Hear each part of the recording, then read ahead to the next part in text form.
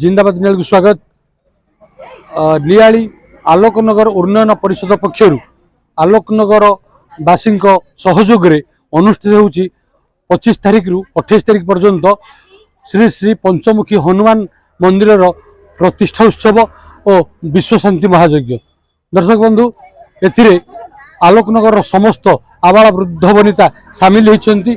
आज सकाळु प्राची सुनामुही घाटरे आलोकनगर 108 जन महिला कलश यात्रा करी आसी पहुंची। कलश स्थापित होइछि। यज्ञ चलिबो 28 तारिख पूर्णाहुति हम। ये यज्ञ संपर्क में आम सविशेष बुझा आम सागर अच्छा आलोकनगर उन्नयन परिषद सभापति गगन बिहारी स्वाई महोदय आसतु तांकठु यज्ञ संपर्क में आलोचना करवा। विश्व शांति महायज्ञ प्रतिष्ठा उत्सव कौन कहे कार्यक्रम कौन कौन केते दिन आज जो पंचमुखी हनुमान पंचम वार्षिक विश्व शांति महायज्ञ आलोकनगर में पालित होउची। एटा एक वर्णाढ़ समारोह दीर्घ 5 वर्ष धरी रीतिनीति ठाकुर चालू अच्छी। यही आलोकनगर अंचल बसवास करुथिबा 500 परिवार रु 108 जन माँ कलश यात्रा प्रति वर्ष अंशग्रहण करती एवं आमको यही कार्यक्रम सफल कराइबारे ए स्थानीय जनसाधारण आमर माँ भौणी माने एवं सांबादिक बंधु माने स्वेच्छासेवी अनुष्ठान माने अकुंठ चित्तरे साहाय्य समर्थन जोगई देई थांती।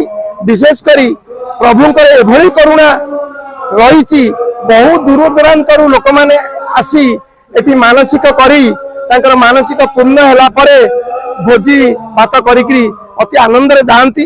तेणु ठाकुरंकर करुणा कलिजुगे पंचमुखी हनुमान वर्णना करी कौन एटा वर्णनातीत भाषा रे मुझे पारना कारण मुझे अंगे लिभेची मोर समस्त परिवार भुवनेश्वर अवस्थान कले मु ठाकुर को छाड़ी जाई पारु नाही।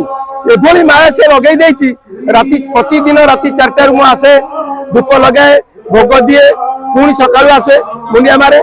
तेणु यही जो कार्यक्रम चली आर मुख्य उद्देश्य होची गोटे लोक मान भितर भाई भातृत्व भाव सृष्टि करवा भाईचारा सृष्टि करवा शांति बजाय रखा आम देशर केमिति आगेब देश केमिति आगेब से पाई लोक मान मन भितर जो संकीर्णता रही दूर करवा होची आमर ये अनुष्ठान मुख्य उद्देश्य।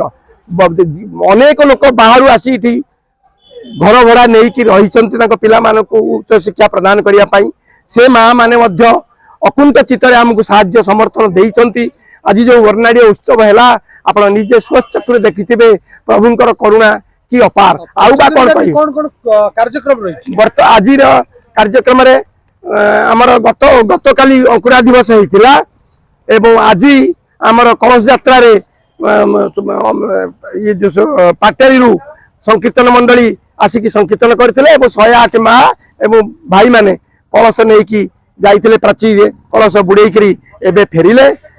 आज संध्यारे निमापड़ारू आमर जो माँ माने आसवे संकीर्तन करने आज संध्यारे गोटे वर्णाढ़ प्रोग्राम अच्छी। आसंता काली 27 तारिख दिन आमर कुनी प्रवचक केशव दास दीति कृष्ण प्रोग्राम रही बहु जनसमागम हम एवं आसंता काली ठाकुर प्रत्येक घर नगर परिक्रमा जीवे समस्त घरे कलश बसी समस्त घर लिपाई झोटी पड़ी समस्त घर उपरे पताका लगी। तेणु यही एक वर्णाढ़ परिवेश आसंता काली प्रवचन सरिवा परे 28 तारिख दिन आमर कौन हम ना पूर्णाहुति हो कार्यक्रम संपन्न करा जीवो एवं कार्यक्रम को सुचारू रूपे संपादन करने आम अनुष्ठान तरफ समस्त घर रोषेईवास बंद कर माँ मैंने केमी कौन माँ मैंने घरे रोषे करें से मैंने ये आसी खरा बेले मध्याह्न भोजन करेंगे राति भोजन कर व्यवस्था करा विशेष कौन कहि ठाकुर महिमा ये महिमा वर्णनातीत ताकू मु भाषा कहवाकू मु योग्य नुहे। तेणु ताकू अंतर प्रार्थना करुच्ची हे प्रभु महावीर हे प्रभु पंचमुखी आपण समस्त दुख दुर्दशा दूर करंतु ये संसार रे शांति सुख विराजमान करंतु समस्त को निरोग रखंतु विश्वर मंगल हो। कि हनुमान मंदिर परिसर संतोष कुमार बारिक कवि प्रसाद महांती सहित अक्षय सेनापति जिंदाबाद निहारी।